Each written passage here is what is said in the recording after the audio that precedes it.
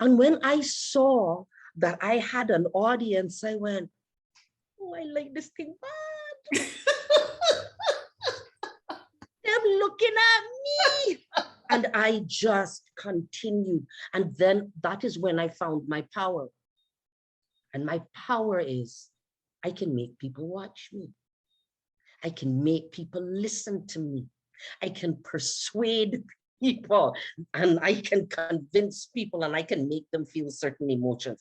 And ever since I found out what my power is, I've been afraid that I would lose it, afraid that this time it wouldn't work, afraid that one of these days I would go out there and there wouldn't be nobody there to listen, that I would go out on the stage and when I started my stuff, everybody would stop and laugh.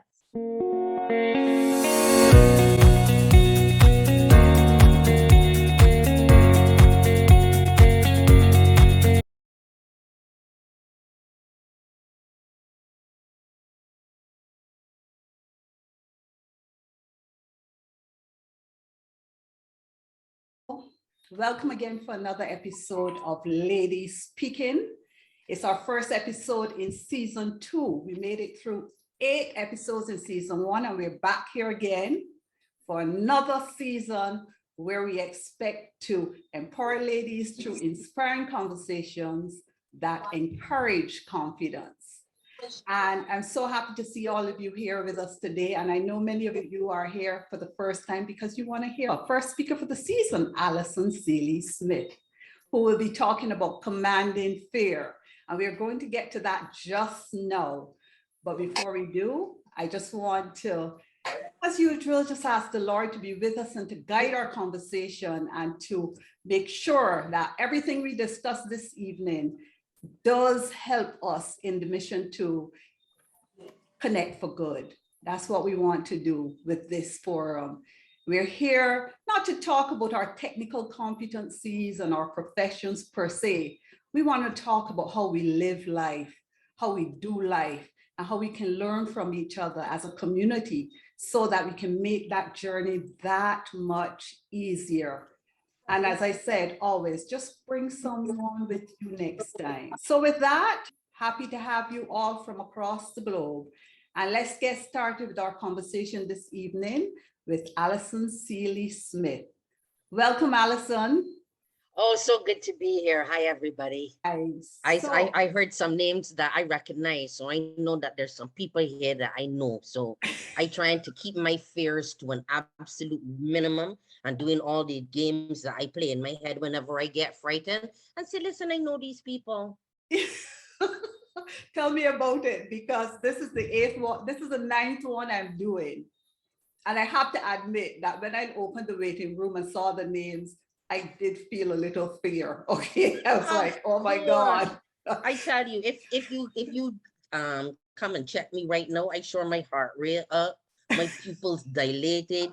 If it wasn't so cold in Canada, Maxie would be sweating, because this is one of my most unfavorite things to do, which is talking to other people that I don't know. I have some kind of social anxiety disorder. I am positive, at least I decided that. Nobody's ever told me that, but I feel so. So yes, this that I am doing this evening is one of my fears. I don't have a script, so I don't know what to do. And I don't have one either, so we're gonna make it up. We make it up. We make it up. I like you, you know.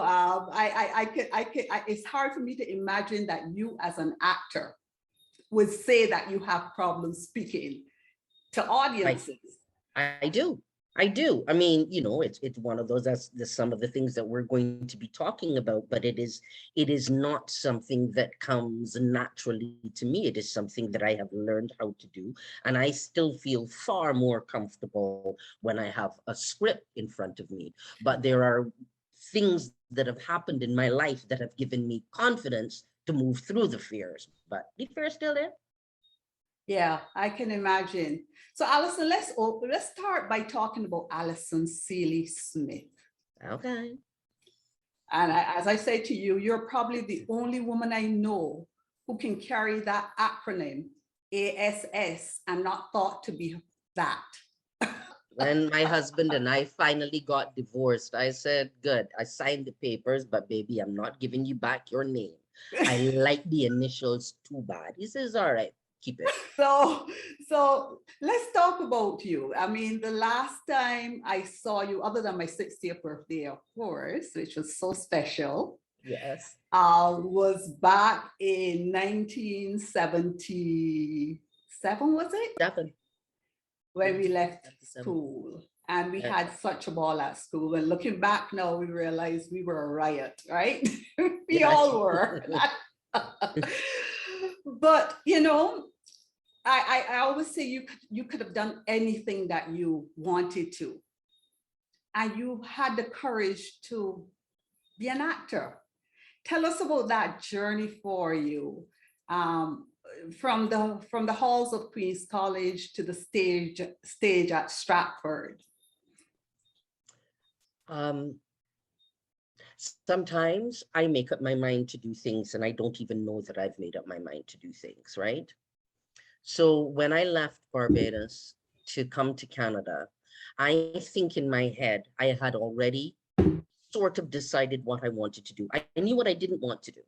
So because my mother had talked to the teachers at Queen's College and they had decided what I was doing. And they had it all planned out. And apparently I was supposed to do languages. And apparently I was supposed to be a translator at the UN. Luckily, they didn't tell me because that was not in my plans. So they had it all worked out and I was going to do my first degree at the UE and then I was going to move on. The one thing that I knew, Cecile, was that I was getting off the rock. I loved Barbados, but nobody was keeping me on. I was 17 years old and I wanted out. I wanted to see. There had to be something else. This was great. This was perfect. I gone. So that was the first inkling that I was not going to set out on the journey that my parents had put out there for me. I still went and I did languages, but I did French and I did psychology. And when I was at university, I did so many plays. I was in every play. They didn't even have a theater department at that point, but they were doing plays. I did plays in English, in French, and in Spanish. And I knew this was what I wanted to do, but I hadn't made up my mind. I hadn't told anybody yet. I'm going ahead and I'm doing my degree. And then when I was supposed to go back, because they told me I was too young, I graduated, I had just turned 20. I said I was going to go do my master's. I had no intention of doing master's, but it seemed like the thing to say because I certainly could not go and tell them that this Barbados scholar was going to become an actor, but that was exactly what I was planning on doing. So when I got up the courage, first of all, and the only way that I did it was I went back to university after I graduated with my, they wanted me to go back and do a fourth year so that I would have a bridging year to do my master's. And I said, okay. And then I finally got the courage because I hadn't had the courage before. And I dropped out. I figured I had my degree already. I need to do no bridging year because I ain't doing no master's. They just don't know it yet. And I called my mother and I said, I am leaving. I am going to Toronto and I'm going to become an actor. My mother cried. My mother put my little sister onto the phone and my little sister cried. And my father ain't come nowhere near the phone because he would use some bad words. Just decided he ain't even say nothing at all. And when everybody did cry and I put down the phone, 2 days after that, I left university. We hitchhiked. I was already married. Me and my husband, we hitchhiked from Sackville, New Brunswick to Toronto. And I decided that I was going to become an actor. But I honestly think, Cecile, that this was a decision that I made. I know that there was a time in my life when I felt no fear. I can remember being absolutely fearless. I remember her too. The only time, I didn't even know if you know she, the only time that I can remember being totally without fear, I was 8 years old. And I was at the Ursuline convent. in school. And I don't know what possessed me, Cecile, but I obviously had something that I needed to express. I was a child who was I was mostly by myself. It wasn't that I didn't have friends, but this social anxiety thing that I have must have been back there too. And I liked being in my own head. I could not play jacks because I had no eye-hand coordination. I couldn't play skipping because I was frightened for the rope that it was going to hit me in my face. So I used to be in my own head. And so one time I decided that I guess I was going to let out, express these things that were in my head. Well, I start singing, I can't sing.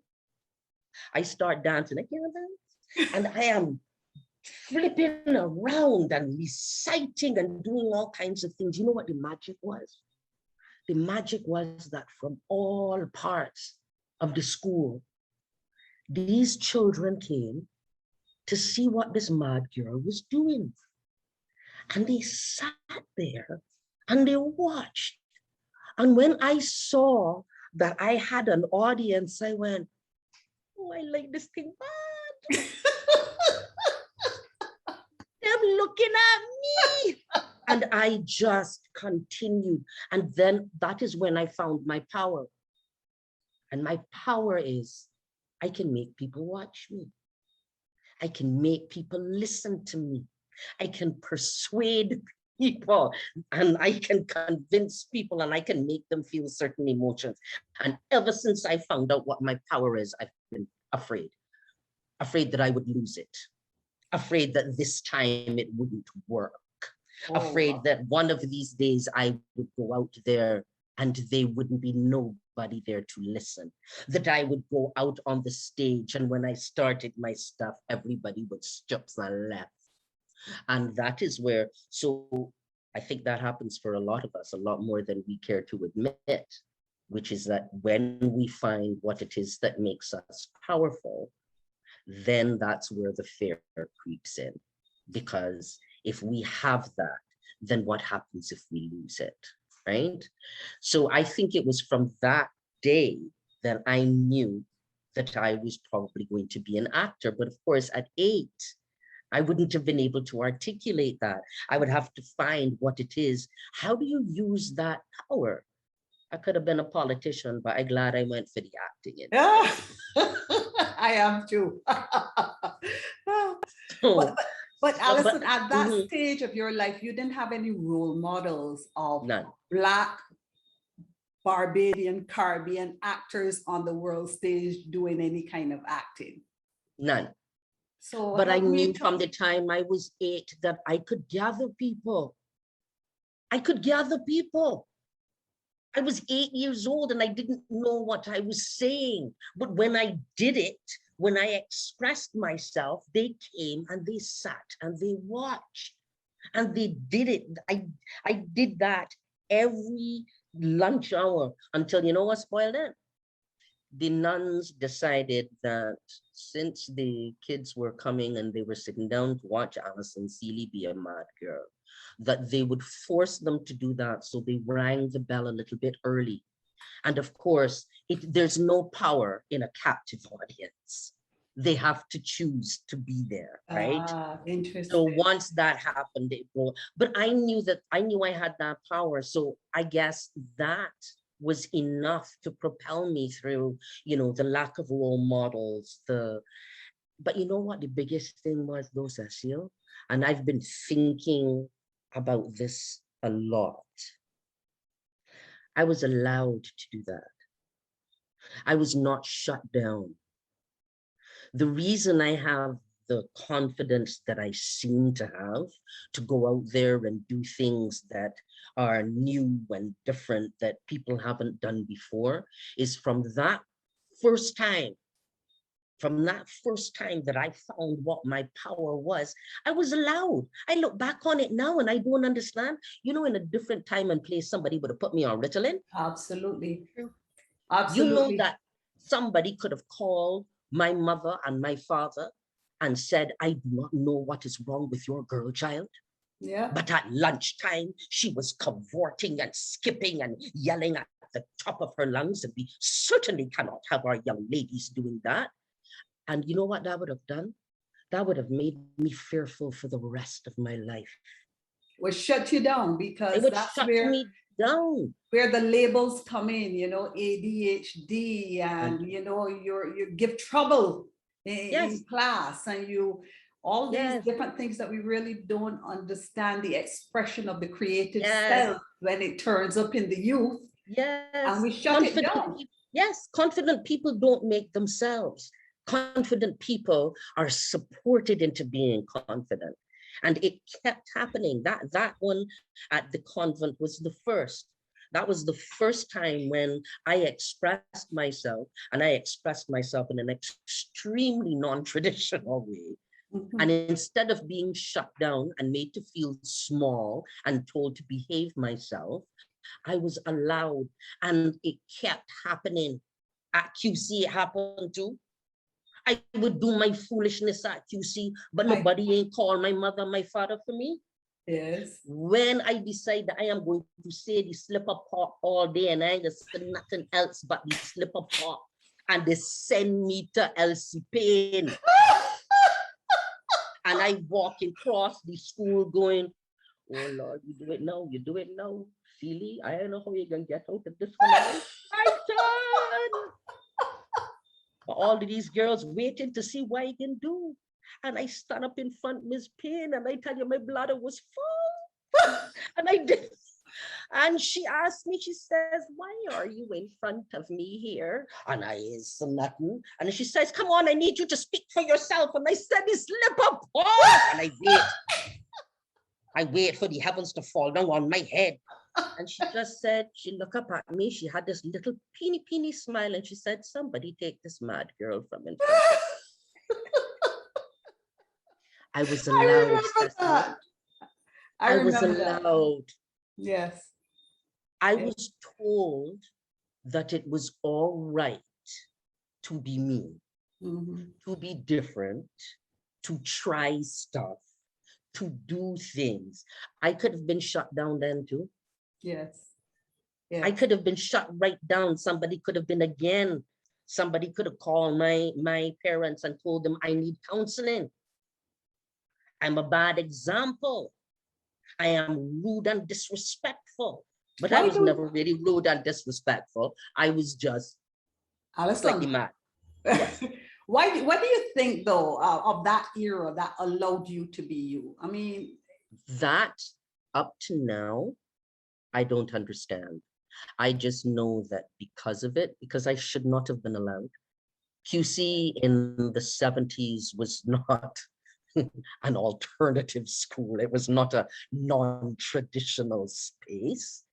QC knew what it was trying to turn out. Conforming was part of what you did. People who did not fit the mold were usually either forced to fit the mold or they were cast aside. yes. And why up to now? And I just thank the universe, because I could not be who I am. I could not face fears. I could not command fear, negotiate with fear, whatever it is, how we deal with our fears. I could not do it if in those early formative years, for some reason, I was allowed. And all I know is that this has taught me that as women of our years and status and so on, because all of us here have achieved in our spheres and so on, is that we have to make space for them slightly mad people, them young people that they ain't conforming, they're not doing it the way everybody else is. They're not going along the expected paths, you know. We have to make space for them, because when we shut them down, we feed their fears. And there is no way to be confident otherwise. I was allowed to be confident. I didn't do it myself. That's a very important point, Alison, because even if you look, I work a lot with the entrepreneur community, and so very interested in that segment. And if you look at many of the people who are slaying it on the world stage, they all are a little crazy, you know. They all have issues in terms of anxiety and fear and all those kind of things, they are different. Yes. So even sometimes for me as an entrepreneur, I wonder if I'm crazy enough to make it. Oh, right? definitely, you could. Because you know, it's so important. And I think that the distinction you're making there in terms of saying being allowed to be you, Yes. makes such a difference. Because in my research on fear, what they say is that the brain is wired by your past experiences. Yes. And so like you as a young child who found the stage and found you were accepted on the stage, you had a wiring that said, this is permitted. Yes. As opposed to if you had been, Alison, go sit down, go find something to do. Yes. What Yes. you would be saying is this thing in you is calling to be an actor, but that little message in your head is telling you, go sit down, behave yourself, and find something. And behave and conform. And it just, I don't understand it. And I'm just thankful for it. And it kept happening and it kept happening and it kept happening. Why was I allowed? Yeah. Why was I not shut down? Why was I not told that I was wrong? But because of that, I went out into the world actually believing that I could do things. I could do it. The experience at the convent had taught me that I had this power. I wasn't sure what it was. I didn't know how to harness it yet, really. But something had told me that from the time I was 7 or 8, I had found out that I had the power to be able to speak and make people listen. And then QC taught me that I could do things and I was allowed to be me. So I think that's really, really, really important. And for us in our positions of whatever little bit of influence we have now, it is something to keep in mind, because it is us, whether we're teachers or we're helping entrepreneurs, it's us who can instill either confidence or fear.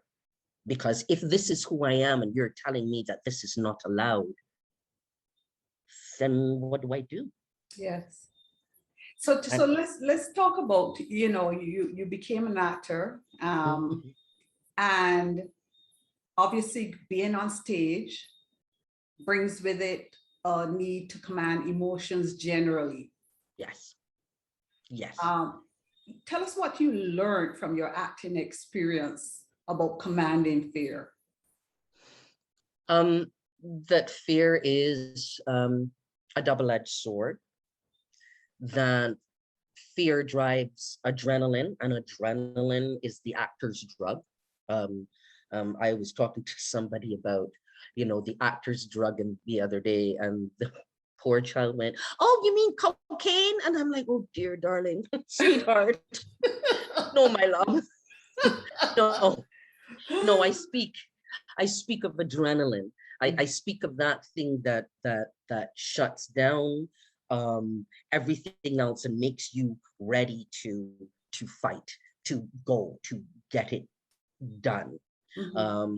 And then but it is a double-edged sword. So fear, that same adrenaline that can launch me out onto the stage to exercise what I know deep down is my power, still has to fight against, because as soon as you find your power, what happens?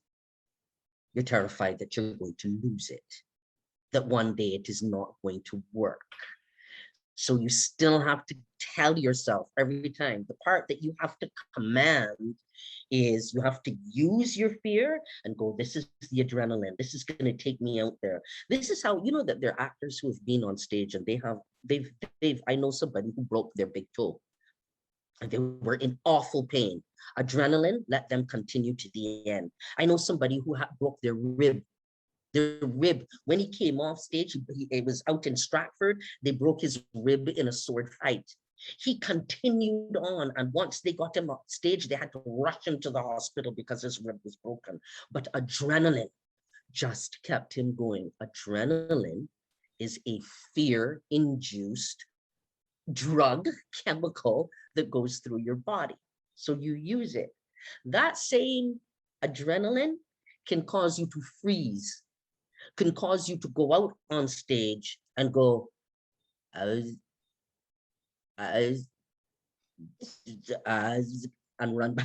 run back off. And that's where then you start calling on other things. You start calling on the fact that this is my power. I know this is my power and I believe in myself. This is my power and other people believe in me so that I can do this. And then after a while, as I've told you before, because I am a person who is, I love language, and included in our language are some really nice, juicy swear words. And I have no problem using them. I will use all of the tools at my linguistic tools at my disposal, including F's and RH's and all the rest of them. I have no problem with that. So after I have stood there and I've done all of my self-affirmations and I have called on my experience and I am trying to tap into my power. After I've done all that and I still frightened, I throw out a cuss word and just banish it for now. Don't have time for it. Don't have time for it. It don't go nowhere, really. It just goes around the corner, but it allows me to get out on stage and do what I need to do. Life is full of fear, and I don't think that we should to think about banishing fear it's just not going to happen. Fear is part of the human condition. And a big part of being able to command fear is to acknowledge it and acknowledge it, that it is a part of our being. I think sometimes, especially as Black women, I think we have bought into this trope of the fearless, brave, resilient Black woman. And we do it to our own detriment because it doesn't allow us to ask for help when we should be. And I guess, again, because I have always felt as though there was this space for me to do this, I don't mind asking for help. If I am in a situation, it is not, I have enough confidence, my community, my support network, starting from the time I was 8, has given me the confidence to know that there's nothing wrong with asking for help. When I say that, if I don't, how sometimes you get out there and you're so afraid that people will think you don't know, that you don't ask. Yes. People ask you, are you okay with this? Yeah, no, I'm good. No, honestly, Alison, have you done this before? Yeah. I got this. And then you don't know. I learned a long time ago that it's not going to help me deal with my fears to do that. It's a lot better for me to look at my fear, try to figure out why I'm afraid. Am I afraid because I don't know what I'm doing?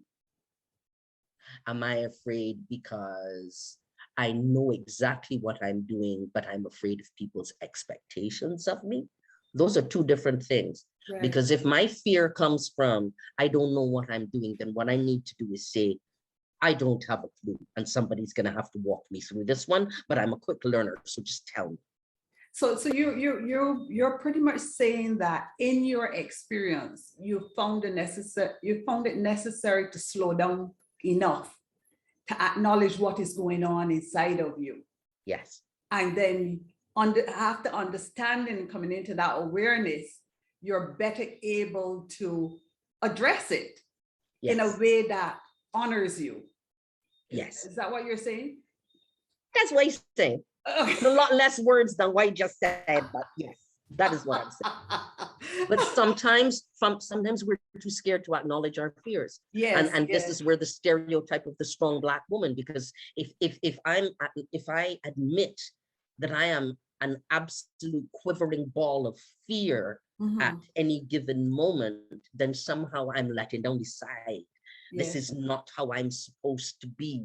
Oh Lord, what am I going to think if I let them know that? So we have to acknowledge. We can't conquer, we can't command, we can't negotiate with something that is not acknowledged. But how do you go about choosing who you would be so vulnerable with that you will tell them that I'm afraid. Because, you know, some people, they take your that declaration as a moment of weakness and will use it against you. How do you discern? How do you surround yourself with that enabling force that allows you to be fearful and not feel that it defines you?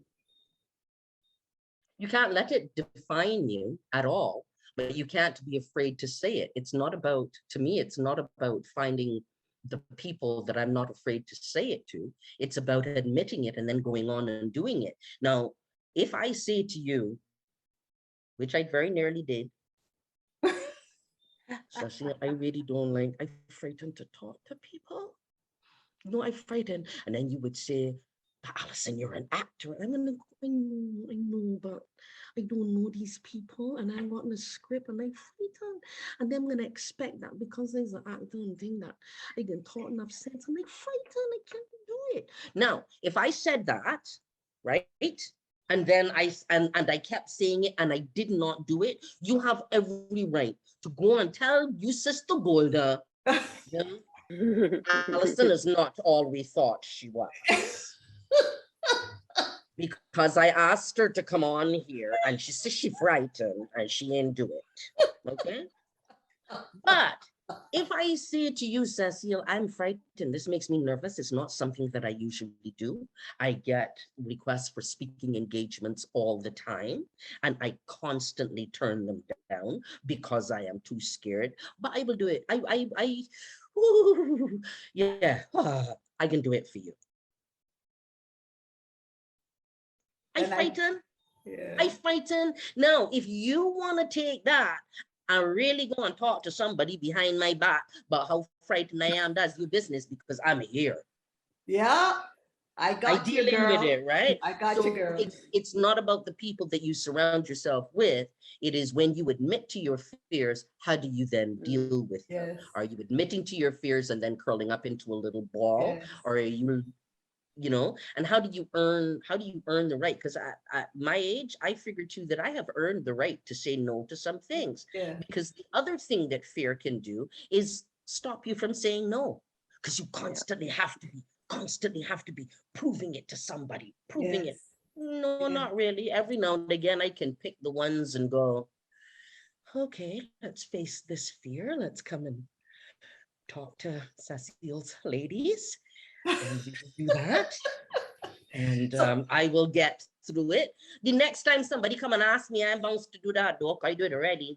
Yeah. Well, the interesting thing about what you just said, though, is that you're saying basically that as individuals, if we are fighting against our fears, it's less about the audience that we're interfacing with and what they are likely to do. It's a personal endeavor, it's a personal goal. And once you conquer that, that's it. Yes. What they do with it is on them.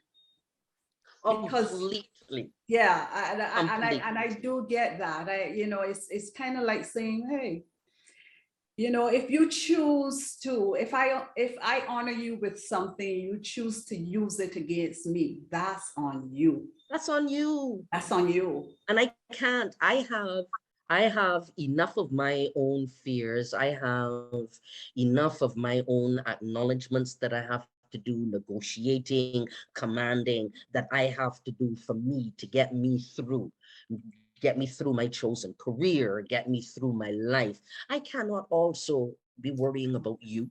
Correct. And how you are reading my fears. All I have to do is deal with my own. With yours. Because I could not be who I am. I could not face fears. I could not command fear, negotiate with fear, whatever it is, how we deal with our fears. I could not do it if in those early formative years, for some reason, I was allowed. And all I know is that this has taught me that as women of our years and status and so on, because all of us here have achieved in our spheres and so on, is that we have to make space for them slightly mad people, them young people that they ain't conforming. They're not doing it the way everybody else is. They're not going along the expected paths. We have to make space for them, because when we shut them down, we feed their fears. And there is no way to be confident otherwise. As we go away from here this evening and having shared in this conversation, I'm going to ask Alison, what are the 3 takeaways you'd like to leave with us today? Fear is ever present in our lives. We are wired to feel fear. It is an evolutionary reflex. You're never, ever, ever, ever, ever going to get rid of it.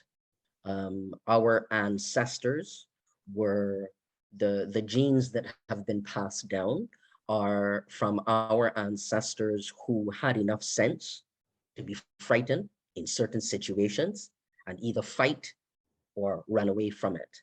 And they were also the people who did not let fear, did not spend so much energy being afraid that they could not achieve and pass down their genes, right?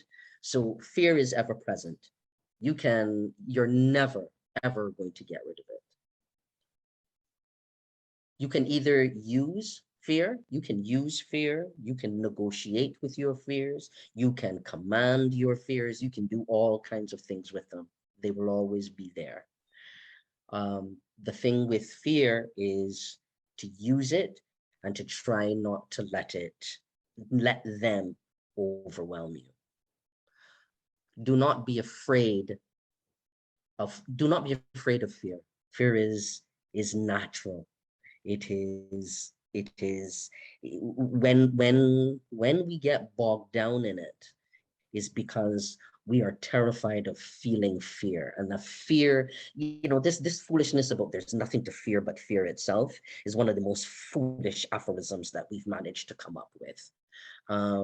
Because there are lots of things to fear. You just have to make sure that the things that if you are not afraid of not getting it right, you might get it wrong. So there's nothing wrong with being afraid. Give yourself the space to be afraid. Try to figure out why you are afraid. And some of our fears are deep-seated. And this conversation that we're having today is really very important. But there is something that is at the back of my head, because I also know that as a community of Black women, and that thing that I said about not going for help, some of our fears are very, very real, and they come from childhood, and they come from, fear of abandonment, fear of rejection, and all of that. And then it gets translated into anxieties. Do not be afraid to talk to somebody about those fears. We can talk about commanding, and we can talk about acknowledging some fears you just need to get help with. Yes, absolutely. And as a Black community, we don't do that enough, right? We have been taught that it is weak to admit fear and to admit that some fears cannot be negotiated with. Some fears cannot be commanded. Some of them have to be talked out with a professional, and we need to get some of that. The rest of it, you make space for it. You try to dig underneath and figure out what it is that is making you so anxious and afraid in this situation. Is it your lack of knowledge? In that case, go out and find more. Is it that what is it? Is it your fear of rejection? Is it your fear? Is it that you will not meet other people's expectations? Find out what it is that you are really fearful of and face that. Because sometimes when we think that we're afraid that we can't get the job done, it's not that. It is that I frightened that Cecile gonna think that I ain't do the job well enough. And then in that case, what I need to do is just focus on doing the job. Forget Cecile and do what I have to do. And then the other takeaway for me is to leave space for other people to be able to feel confident. And the only way that they can do that is if we give them the space to take risks, to be different, to fail and get back up, right? And if we don't leave them the space for that, then we chop at the very root of it, and they will always be fearful. So that's it. Fear is real. Acknowledge it. Use it when you can, and make space for other people so that they're allowed to acknowledge their fears as well. Great. Thank you so much. So ladies, there you have it from Alison Sealy-Smith, my friend from back in the day. Yes. Who answered the call despite her busyness to be with us this night to talk about commanding fear. Thank you all for coming. I hope to see you back again next month. We are going to have another exciting conversation. So again, it has been my blessing to bring this episode to you with the support of my gears, Golda, Donna, and Sharon. And I hope to see you back here next month, same time, same place. See you. Until then, bye now.